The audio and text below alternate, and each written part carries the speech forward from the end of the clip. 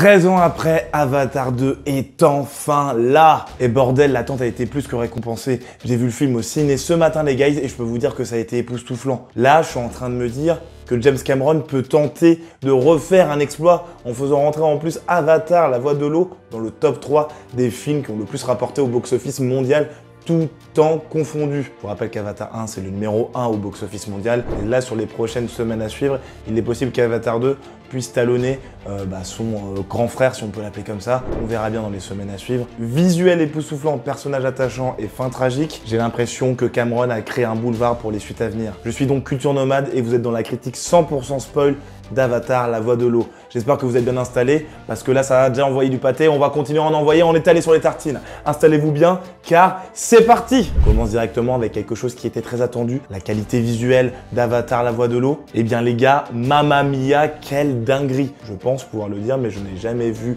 un film aussi beau au cinéma. Non, clairement, pour moi, là, on est sur l'expérience ultime ciné. Là où un Top Gun Maverick, c'était sensation forte, Avatar, la voix de l'eau, c'est de l'admiration, de la contemplation, c'est des paillettes dans les yeux et peut-être même dans ta vie, toi qui regardes la vidéo. C'est quand tu vas mettre des paillettes dans ma vie, Kevin! Pour imaginer un peu plus, le film débute sur des endroits qu'on connaissait déjà de Pandora, donc tout ce qui a trait à la forêt et d'autres choses qu'on connaît très bien, la faune et la flore. Voilà, ça ne vous est pas inconnu. Et pourtant, même avec ça, lors des 4 ou 5 premières minutes, j'étais déjà à fond dedans. Parce qu'au-delà du fait de revoir Pandora, ça a été tout simplement de voir une Pandora de meilleure qualité, si je puis dire. Et rien que là, c'était une claque. Après, il y a eu un enchaînement assez rapide où ce sont les gens venus du ciel, comme on les appelle, ou les Sky People en anglais. Lorsqu'ils sont descendus, là, on a eu affaire à un défilement d'images tout aussi belles les unes que les autres. Je pense notamment au moment où il y a les vaisseaux qui descendent et qui, en fait, envoient des flammes, ce qui a pour conséquence de cramer une grosse partie de la forêt. J'étais clairement en mode waouh, quel spectacle alors qu'on est qu'au début. Puis je vous passe le détail de l'arrivée des machines qui étaient aussi très intimidantes, mais du coup aussi très belles dans leur sens. Mais comme vous vous en doutez, c'est vraiment lorsque la famille de Jake Sully décide de s'expatrier dans des territoires marins que là nos yeux en prennent plein la vue et comme jamais avant, parce que vraiment l'eau plus largement, les océans sont magnifiques. Les fonds marins et les diverses créatures qui y habitent se marient parfaitement avec l'univers d'Avatar et sont elles aussi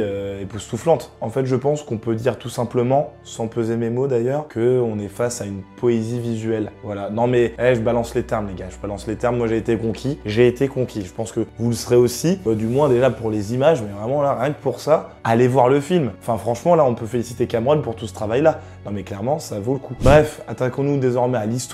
Là aussi, elle a un réel intérêt, bien qu'au global, on reste sur des thématiques qu'on a déjà vues, mais ici, on en apprend potentiellement un peu plus, car comme vous vous en doutez, c'est toujours le conflit humain versus Na'vi. Et par rapport aux objectifs des humains, ils sont un peu différents de ceux des premiers volets. Dans Avatar, premier du nom, ils voulaient tout simplement retirer les ressources qui pouvaient leur apporter des thunes. Mais là, leur objectif, il est tout autre. C'est de terraformer la planète pour la rendre habitable tout simplement pour les humains. Ce que veut dire terraformer, si vous ne saviez pas. Et puis bien entendu, ça reste une critique sociale et environnementale, donc ce sont les humains qui sont diabolisés pour la plupart. Même ceux qui sont dans le camp des gentils ne sont pas forcément les plus acceptés. Mais ce qui est intéressant, c'est que là aussi, le film nuance un peu tout cela. J'y viendrai un peu plus tard. Pour rester toujours ce conflit donc terrien-Na'vi, les Na'vi gardent donc toujours leur position en tant que protecteurs de leur terre et plus largement de Pandora. Et j'ai vraiment l'impression qu'avec ce film, on est en train de nous montrer que ça va être très compliqué sur le long terme de pouvoir conserver et protéger Pandora. Et on sent notamment que le personnage principal qui est Jake Sully, interprété par Sam Worthington, un tant soit peu à s'en rendre compte. Il est aussi, comme vous vous en doutez, un attrait tout particulier pour les peuples de l'eau et ce qu'ils représentent et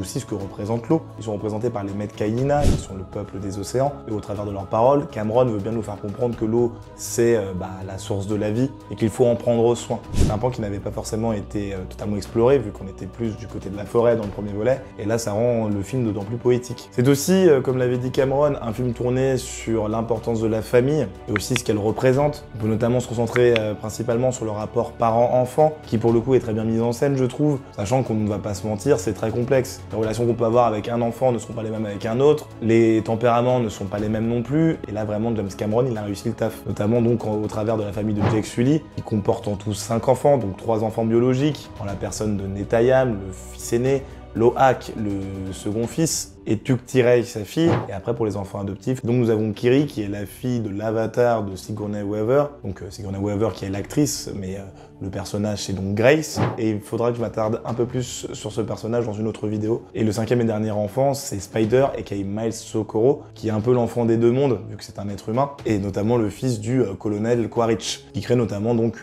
l'autre pan familial qui a été exploré, donc entre le colonel et Spider. Donc pour revenir à cette dichotomie, d'un côté nous avons Jake Sully qui prend son rôle de père très au sérieux et qui considère que c'est très important. Ses peurs sont retranscrites et ses responsabilités aussi. Quant au colonel, qui est donc un avatar à 100%, vu que comme vous le savez, il est mort dans le précédent film, en fait ses souvenirs et toute son existence a été inséré donc dans un corps d'avatar qui a grossi, grandi, etc. au cours de la dizaine d'années qui sépare Avatar 1 et Avatar 2, ce qui a donné en fait du coup ce nouveau colonel Quaritch. Et ça donne un pan tout à fait différent au personnage et à leur relation, qui est aussi ici très compliqué, paradoxal. Enfin, vous voyez un peu le délire.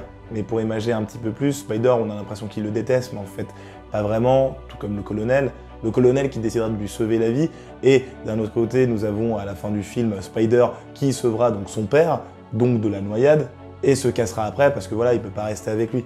Mais voilà, cette relation, elle est aussi très stylée, j'ai trouvé. On va s'attarder désormais rapidement aux personnages. Voilà, on va pas tous les faire parce qu'il y en a énormément, comme vous vous en doutez. Mais ce que je peux dire, c'est qu'on a enfin de l'évolution et de la profondeur pour notamment Jake Sully et le colonel Quaritch. Bien que pour moi, Jake Sully ne soit pas le personnage principal à proprement parler du film, il reste le narrateur de l'histoire comme il l'avait fait lors du premier volet et est aussi la personnification du coup du chef de famille, du leader et bien entendu de celui qui détient la connaissance par rapport aux humains et plus largement aujourd'hui par rapport aux navires. Bien qu'ils doivent apprendre plein d'autres choses avec le peuple des océans. Mais même par-delà ça, on remarque qu'il apprend très vite, qu'il maîtrise tout assez facilement. On se rend compte que le gars il n'a pas trop de difficultés à sortir la tête de l'eau si je puis dire. Mais c'est notamment tous ces rôles-là qui le pousseront à fuir du coup le peuple de la forêt pour éviter qu'il se fasse attaquer et protéger sa famille. Et cette prise de décision-là ne sera au final pas la bonne et elle se retournera contre lui sous la forme tout simplement du décès de son fils aîné Netayam qui aura détruit Jake Sully de l'intérieur en plein conflit armé. Et pourtant, au vu de son rôle, il était obligé de garder la tête haute et c'était ultra triste pour lui. Mais cette perte-là lui a bien appris une chose, donc par rapport au début du film et la fin, c'est qu'il ne peut pas fuir éternellement et que pour arrêter les hommes venus du ciel, il va falloir qu'il se batte. Et donc il ne fera plus les mêmes erreurs dans les prochains volets.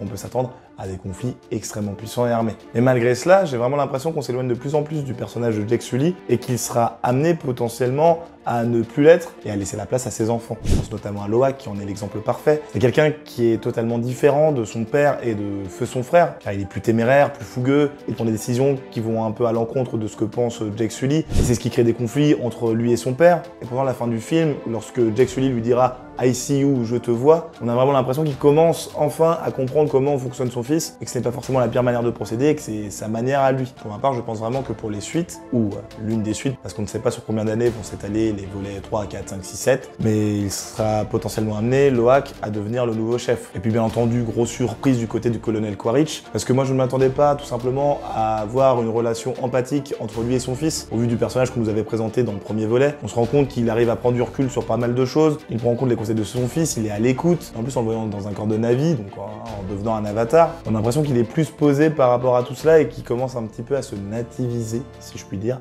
Déjà il apprend la langue, leurs us et coutumes, il se sert de leur monture, voilà, il essaye vraiment d'en devenir un pour pouvoir rentrer dans la tête de Jake Sully, mais je pense que plus largement, on peut se dire que dans le futur, il sera amené à devenir un allié. Et on va rester sur deux groupes de persos rapidement. Et oui, pour ce qui est de Neytiri, moi j'ai vraiment trouvé qu'elle servait strictement à rien, donc interprétée par Zoe Saldana. Vraiment là, pour le film, à part son moment final où elle montre qu'elle est totalement enragée, mais à part ça, il y a vraiment que dalle quoi. Elle est dans les deux premiers volets, mais j'espère qu'elle sera plus développée dans les autres films, parce que bon, moi j'ai pas vu d'évolution entre le début et la fin du film pour elle. Et d'un autre côté, j'ai aussi une déception pour les Met Kailina, qui eux ont plus le rôle d'être un outil d'apprentissage, je trouve, pour Jake Sully et sa famille. Mais à part ça, voilà, je me suis pas du tout attaché à ces persos. Ils sont même plus détestables quand on voit les enfants du chef. Sinon, pas grand chose à dire sur eux. Donc pour conclure cette vidéo, je pense que je ne me trompe pas, mais Avatar la voix de l'eau est ou sera un game changer, comme l'a été du coup son grand frère. Peut-être pas au niveau du scénario et des traitements des personnages, qui ont potentiellement déjà été traités de manière beaucoup plus complexe et plus approfondie, notamment au niveau du visuel, de la manière dont sont dépeints les humains, le côté tout me revient de droit. Moi je trouve que c'est vraiment quelque chose qu'il explore de plus en plus, avec bien entendu le côté environnemental et critique sociale, et ça convient encore une fois parfaitement à l'univers et on a envie d'en voir plus. Pendant ma séance, les 3h13, je ne les ai pas vus passer, je n'avais pas envie de quitter mon siège. Et ça fait aussi plaisir parce que ce qui manquait au premier volet d'Avatar, c'est que Cameron, il n'arrivait pas à nous faire nous attacher au personnage, alors que là c'est bon, c'est pris d'affection pour des persos auxquels jamais moi je me serais dit vas-y, ça me ferait de la peine s'il meurt, mais voilà, par exemple Quaritch, même si à la fin je pensais qu'il allait décéder, je me suis dit vas-y, le tuez pas quoi, le tuez pas, voilà, je pense qu'il y a des choses à faire avec lui, et puis on est impliqué, on est tout simplement impliqué. On n'oublie pas que les Na'vi sont restés encore une fois un peu de côté, et qu'on s'intéresse du coup beaucoup plus à la faune et la flore, mais ça reste dans l'idée de Cameron de faire l'apologie de tout ce qui est environnement. Donc pour le coup, il y a des choses à améliorer, mais le film est quand même extrêmement gratifiant, extrêmement satisfaisant, enfin, faut le voir, faut le voir. Donc c'est la fin de cette vidéo, abonnez-vous avant toute chose, parce que demain il y a une vidéo qui sort toujours sur Avatar, la fin expliquée et les théories, donc vous inquiétez pas, voilà, on aura un bon petit cocktail Avatar qui va être sympathique à suivre. Et puis vous pouvez bien entendu me suivre sur mes divers réseaux sociaux que sont Twitter, TikTok et Instagram. Et baladez-vous sur la chaîne parce que je traite de plein d'autres sujets autour de Marvel, de DC, des mangas, voilà. Là j'ai fait une vidéo notamment sur l'apparition possible de Daredevil dans Deadpool 3, une autre notamment sur Avatar et tous les enjeux que doivent relever Cameron et ses équipes, ou encore une vidéo sur Jojo Bizarre Adventure, et le fait que Netflix est tout simplement décapité. Allez checker tout ça, dites-moi si vous avez kiffé le film dans les commentaires, si vous pensez qu'il va dépasser les 2 milliards dont il a besoin pour être rentable. Et puis voilà, c'est la fin de cette vidéo, on veut Avatar 3, 4, 5, 6, 7, c'est bon, moi je suis conquis, et il ne me reste plus qu'à vous souhaiter une bonne journée, un bon après-midi et une bonne soirée dans l'ordre que vous voulez, et je vous dis à la prochaine dans de nouveaux univers. Salut!